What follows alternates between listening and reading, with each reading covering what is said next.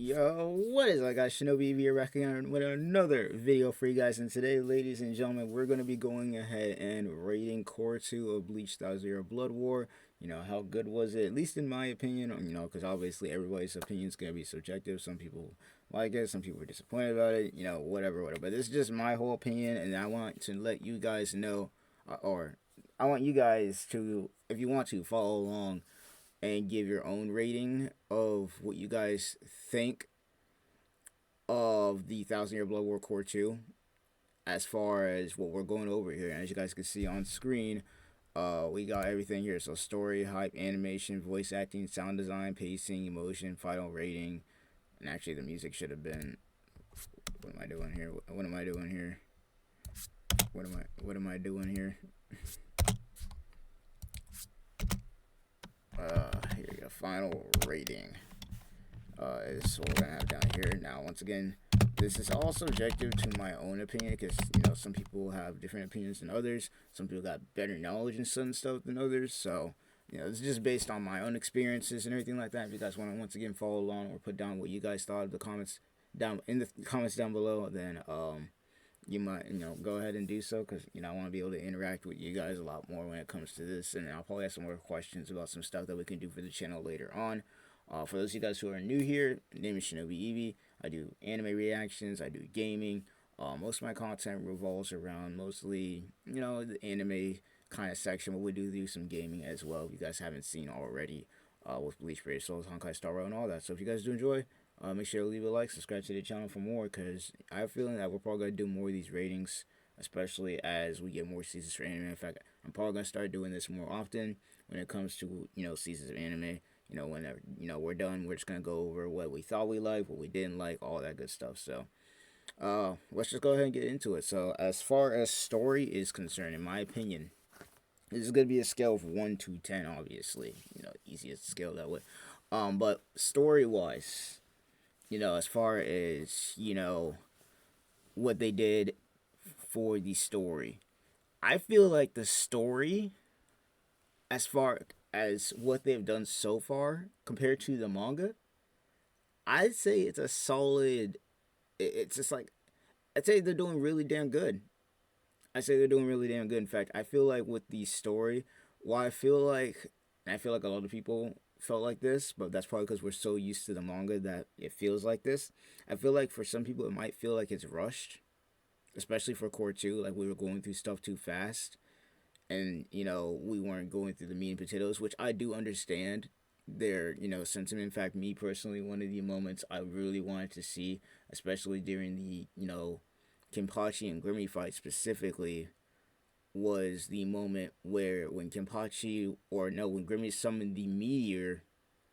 One of the biggest things that I really wanted to see from that moment was everybody's reaction to the meteor coming down. And I like, they kind of showed a little bit of it, but they didn't show that much. They kind of just went to, my boy Kenny straight cutting the meteor.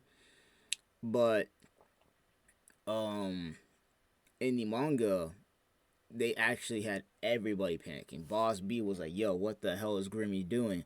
Jugrim and all the other Stern Raiders were freaking out. Like, Jugrim's like, yo, secure Yuha, man. Like, what the hell is he doing? Like, everybody was freaking the hell out. Hell, the Soul Reapers and Quincy's basically just stopped fighting each other and just made a break for it at that point. Like, it was like, who gives a shit about the war? Sorry about my language. That, who gives a crap about the war and what we fighting? This meteor is coming down, So I feel like there was more stuff like that I think that they couldn't have left in there. But once again, I really think that considering what we got that's new, I think it was worth it, because I feel like what they did is they took out all these stuff that they didn't think was as important so that we can get the new stuff that we did get for Core 2. Like, of course, more backstory between what happened with Yuha and Ichibei in the very beginning. With Ichibei basically stealing the Almighty, or stealing it away, while as Yuha, he took away Pernita, which is actually the right arm of the Soul King. That was a little added feature that I feel like was desperately needed, and it also explains in Core 1 why Yamamoto and the Soul Society actually beat Yuha the first time. Yuha did not have the Almighty. Now, I did not know that. We know that he didn't use it, or at least we knew that he got beat in some form or fashion, but we didn't know how it happened. And now with this new information, which is once again some more anime only stuff, we know a little bit more backstory, some more lore with that. And this isn't even the downplay Yama, but we do know now why Yama and them won, because there's no way in hell, because we all know how strong the Almighty is. There's no way in hell, at least back then, even as strong as Yama was, that if he had used the Almighty back then, it would have been, it would have been ugly. I would have said that, but that was a nice little thing going on right there, right? More added content being, and I think this is the most important part of the added content that they did was, Squad Zero. Squad Zero in the manga was done so dirty. They were actually off screen. Like what we got for Core 2, we wasn't supposed to get that if they were to go strictly by the manga. We were not supposed to get that. And I feel like the fact that, especially now with Kubo being at the helm and not being like rushed like he was at Shonen Jump, his health issues aren't that bad anymore, even if they are, even existing at this point. Like his health is probably in better condition than when he was at Shonen Jump. And he's actually like at the helm. He's in control of what can be done and what can't be done. Basically, like I feel like with him at the helm, he's fixing the stuff that we didn't get. Like he's fixing the stuff that he got rushed on, and I'm enjoying it. Like we were not supposed to see, Senjimaru's Bankai. They didn't even explain how strong Squad Zero was in the manga because they got killed off so fast. And in the anime, as we all know, we know that any one of them using their full power could like cause the collapse of the realms, like Soul Society, Wako Mundo, the human realm and all that. Like we know now, like they are like the stocks for them went up drastically. They went up drastically. I feel like this is what Kubo wanted to show us when it came to the manga, but once again he was rushed, so he didn't get to really explain it. So we're getting more. And that just puts them on a whole nother tier power. You already know Bleach's power scalers are about to go crazy because based off the information that we got, a lot of people didn't have Squad Zero in the top 10 before this. And now with this new information, like we got, like people are going crazy right now, like especially on Twitter, like the freaking tier list for the top 10 Bleach characters has changed dramatically after that. And we haven't even gotten to the best part because once again, they ended it right in the middle of the fight. Yuha and them are still fighting. But, yeah, no, like, new Bankais, we got to see Squad Zero at their peak. We got more information about their powers, like the fact that only, one of them could really kind of go all out. And even then, I don't think Senjimaru was going all out. I really don't think she was going all out. I think she was barely using her power. I don't think that would hurt. Like I know, obviously she used her Bankai, so it's like yeah, she used her Bankai, but I don't feel like that's the strongest that they could go. I feel like especially based on what we saw, I feel like they could have gone a little bit farther, but they didn't, need to. So, there is that. But that now with that, it's like I'm talking about Squad Zero so much, but I feel like this is one of the biggest things that they fixed, which is why I'm going over it so much. It's like now we see it now compared to the manga where they were comparing Squad Zero and saying, "Yo, we are stronger than the whole entire Gotei 13 ourselves, like just one of us." We didn't really see that in the manga because they got off screen. That's not really a good showcase of their power versus what we got in the anime. But really good job there. Ichibei versus Yuha was really good as well. And then obviously Ichigo coming back, all the flashbacks and all the lore that we got talking about the Soul King. I like how they're doing that. Another thing I like about the story that they're doing is yes, while they are cutting out some content, even content that some Bleach fans want to see, even like the funny stuff like with Yoriichi and Orihime and all that stuff and all the goofy content. I feel like even though they're cutting out all of that, it's like they're not cutting out the stuff that really matters. Like they're making sure that at least for new gen anime watchers, at least that they're getting all the information they need to get for whatever they're going to be watching. And there's not a lot of fluff, there's not a lot of filler. There's certain parts, yeah, but it's not that like you're kind of keeping it moving per se. So I would say as far as story goes, especially with all the new added content we got, I would have to put the story. I put the story at a 9.5. I put story at 9.5. At least so far. And actually, you know what? I put it at 9.4. And the only reason I'm putting it at a 9.4, at least so far, is because we don't know what they're adding after this. I can't really rate Thousand Year Blood War and its completion at this point now, because we know Kubo's changing some stuff compared to that. The Squad Zero was not supposed to have a bon, like they didn't use their Bankai at all in the manga, obviously.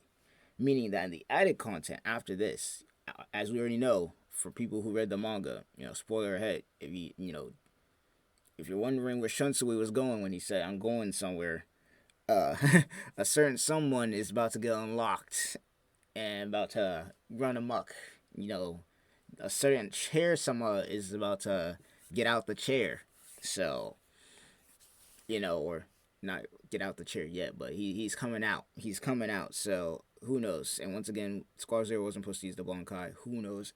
Based on what we get, if we see Aizen, like I might be getting ahead of myself, but man, if we see Aizen's Bankai, because at this point I don't know what's gonna happen. Like I'm basically with you manga readers at this point. I have a base foundation because the manga, but anime is changing everything. We might get a completely different ending for all we know compared to what we got from the manga, and like Bleach tells you War, as far as stories so far is concerned, they're fixing a lot of stuff. They're fixing a lot of plot holes, a lot of good stuff. So 9.4 now. That's where I'm putting it. I don't want to spend too much section on the story, but I feel like that's a really good part. It's already 11 minutes in, so I'm gonna stop rambling. But let's go ahead and get to the hype. Now, how hype was I for this core? How it was every episode. As far as hype, I say the hype, I put it at a solid 9. Put it at a solid 9. And the reason I put it at a solid 9 is because, yes, while every episode was hype, there were certain episodes that weren't as hype as others. I feel like the hypest moments for me was Renji's Bankai being animated, Rukia's Bankai being animated. I'd have to say those were two of the good. It was some of the most hype moments we've ever seen.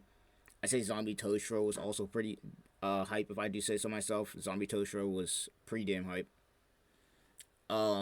Squad Zero versus Royal Guard, Ichigo's coming back was pretty good. But other than that, I feel like while there was a lot of action and everything like that, the most hype episodes were mainly like the MVPs of the core, I would say, which would be Mayuri, Ichigo, Yuha versus Squad Zero and all that, and then of course the reveal of a bunch of Bankais, including of course the Squad Zero Bankai, which one again was amazing. So I put hype at 9.0. It wasn't every episode that I was really hype for, but it was really damn good. Now moving on to animation, I say animation, I'd have to put that at an 8.9. And that's not to say that the animation is bad. In fact, I'd probably give it an 8.7. And that's not even to say that animation was bad. It's just that as far as animation is concerned, I was taking a look at first and second core after I got done watching the second core.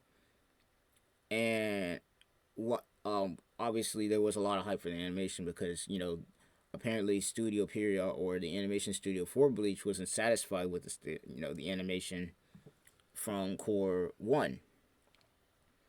So they were talking about how the animation is going to be so much better and everything like that, and we were hyped for it. But I'm looking back and forth, and quite frankly, while the animation is not bad, it's not bad. In fact, if anything, it's consistent to the first core. But that's the thing. It's consistent to the first core. So while it is good, it didn't really have many improvements. I didn't notice the improvements basically. Now I'm not expecting Demon Slayer or Fate type animation, or anything like that. Like that's not what I was expecting. If people are wondering, that's not what I was expecting. That's not what I was trying to go for. But I was expecting to see some improvement. Now obviously some episodes were animated better than others and everything like that. In fact, I feel like with Ichibe and the Squad Zero, I think that's probably the best animated episode that we've gotten so far in Core 2, outside of Ichigo's Getsuga Jujutsu and all of that like that. And of course all the backstory from the training. So I feel like all the training and everything like that was done pretty well.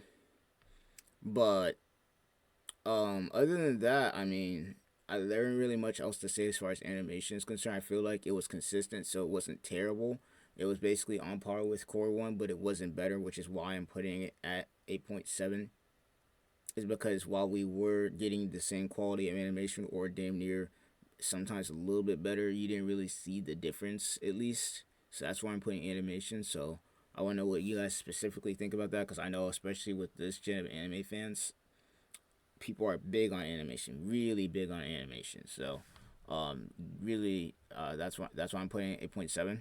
Voice acting, 10, 10, 10. And people could say I'm being biased if I want, but I feel like with voice acting that they did a really good job. I don't have any problems with it. There wasn't any moments where I'm just like, I don't know, the voices ain't doing it for me. Like, I think that they did a really like good job with voice acting, and it makes it even better that some of the older people from the studio, from Bleach, the OG Bleach, came back to do it. Unfortunately, we didn't get Kenpachi's original voice actor, so that was a little bit, that was a little bit sucky. But even then, the new voice actor for Kenpachi, it still hit. It still is there. You know, and then obviously everybody else's voice acting was amazing. So voice acting definitely got to be a 10. Not much to really go over there. Sound design was pretty much about the same. Now when it comes to sound design, I'm mostly talking about like, how each anime has their certain sounds that they use, right? Like their unique sounds. I feel like it's their basically, what would you call it? Like their identity basically. Like for instance, you got, Sword Art Online with their sword skills. Like you're not really hearing sword sounds from like different other anime. Like while you are hearing some, I feel like with like Sword Art Online, you got their kind of sword sounds and everything like that. You got Fire Force with their explosions, their sound design is unique to them and anything like that. You're not really hearing other sounds essentially from other animes. What I'm saying, like you're not hearing other sounds from other anime. I'm not taking shots at anybody. Like for instance, take an example for One Piece. One Piece uses a lot of different sounds, but at the same time they use the same sounds from other anime. Like they got Dragon Ball transformation sounds up in there and all that. So I feel like for especially Bleach, and I feel like Bleach does this really good.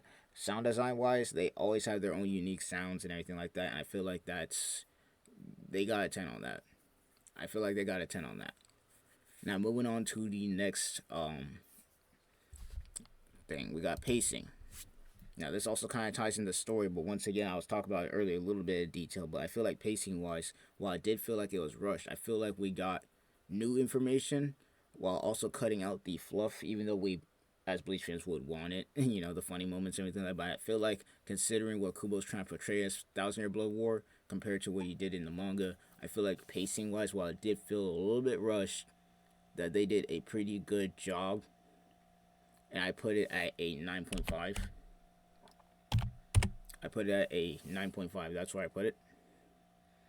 Now, moving on to the next one. And as far as pacing, I feel like I went over that a lot with the story. Like, they showed a lot of good content.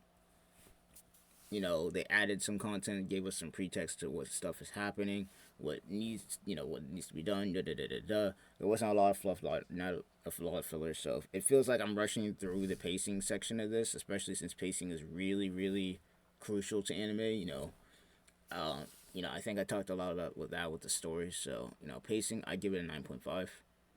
Emotion, I think is another low point that we would have in here. In fact, when it came to emotion, I'm talking about like stuff like, Sajin Kumamura's moment, which was really emotional. But outside of that, we had of course Rukia's Bankai and Byakuya finally appreciating her power and everything like that. That was pretty emotional, I have to say, at least for me. And then obviously Ichiko coming back was probably one of the most exciting moments of all time, let alone Kenpachi finally realizing, or I don't think he realized it at first, but realizing that Yachiru was his, Shikai, and her disappearing, and him like, yo, where's Yachiru at,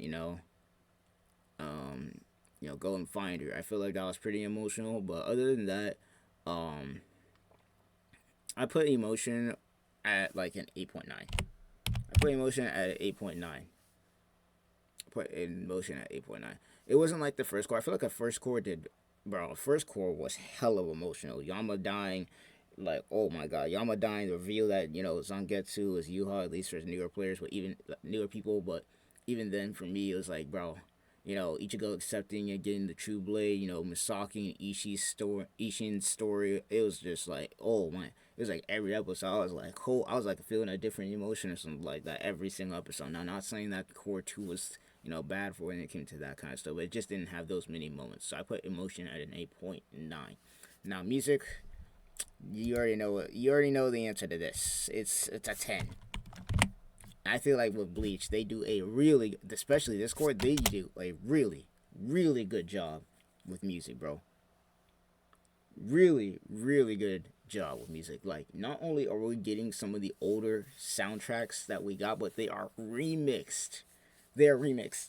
And I think specifically, I think I was going absolutely crazy when I heard Treachery start playing. I heard Aizen's theme start playing, and there was a remix to it, bro. I was like, oh my god, bro. They did, like, the music is damn near fucking perfect, bro. If it ain't perfect, like, it is perfect, bro. Let's just keep it a 10. There's a reason I'm rating it a 10. That music is fire. Like, Sagasu cooked in the studio, bro. That man cooked. That man freaking cooked, bro.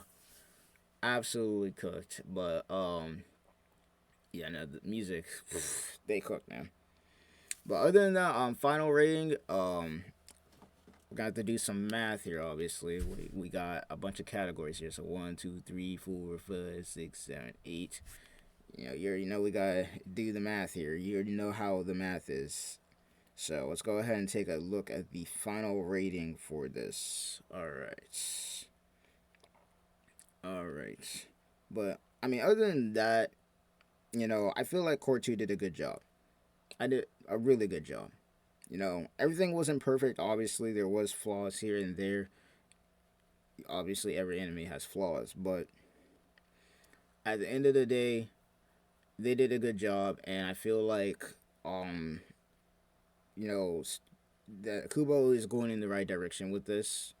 And me personally, I feel like with what we got going on here, if this keeps up, we might even get more after this. But doing the math now. So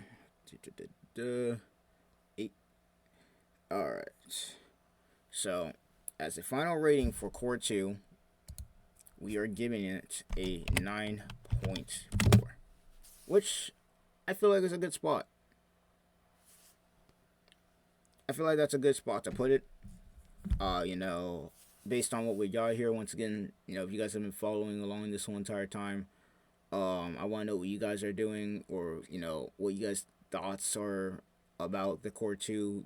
What would you make your score? What would you think has changed? Am I wrong? Am I off? But other than that, I mean, that's pretty much gonna be it for me. I gave my thoughts. I gave my things about the anime that I thought were good, thought were bad, whatever. Or that I thought not really bad, but thought can be improved on.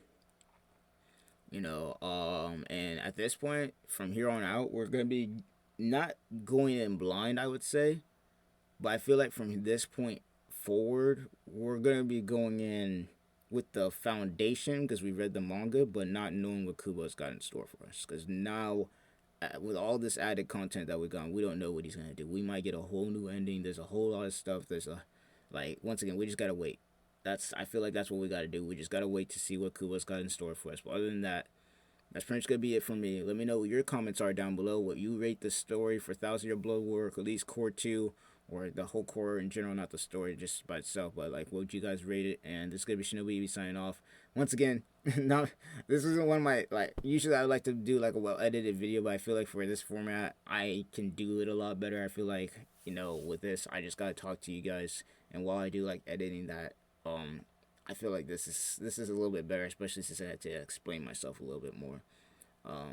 But other than that, I'll see you guys in the next one. Let me know what you guys think, and I'll see you guys in the next one. Peace.